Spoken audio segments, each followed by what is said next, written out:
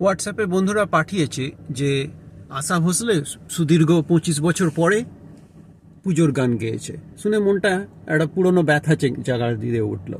যাই হোক, আজকে সকালবেলা এসেছি, আমি থাকি আরকানসাস ছোট গ্রামে। আজকে সকালবেলা এসেছি পাশের স্টেট লুজিয়ানা স্প্রিং হিলে গ্রসারি করতে। তো মনে হলো এটা রেকর্ড, ওই ব্যথাটা একটু রেকর্ড করার দরকার আছে, যে আমার পুজোর গান গাওয়ার ইচ্ছা।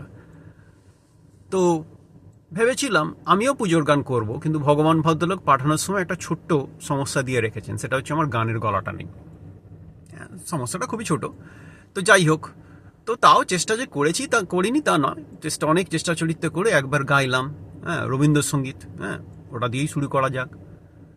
দাঁড়িয়ে আছো, দাঁড়িয়ে আছো তুমি আমার গানের পারে। ও বাবা, সেটা শুনে ভজাদা বলল, কি গাইছিস, দাঁড়িয়ে আছো তুমি আমার গাঁড়ের ওপরে। আর পুজোর গান গাওয়া আর হলো না। বললাম, না ভজাদা, ব্যাপারটা তো সেরকম নয়, আমার একটু উচ্চারণের সমস্যা আছে।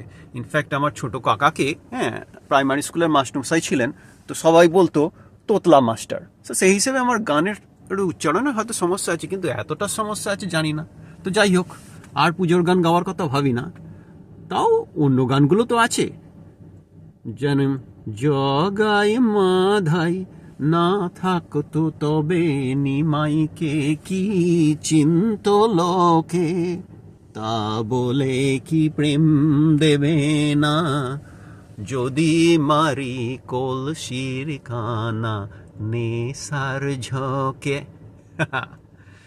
যাই হোক, যাদের আপনাদের ভালো লাগছেন আমার পুচকে চ্যানেলটাকে সাবস্ক্রাইব করুন, কমেন্ট লিখুন, ভালো থাকবেন সবাই।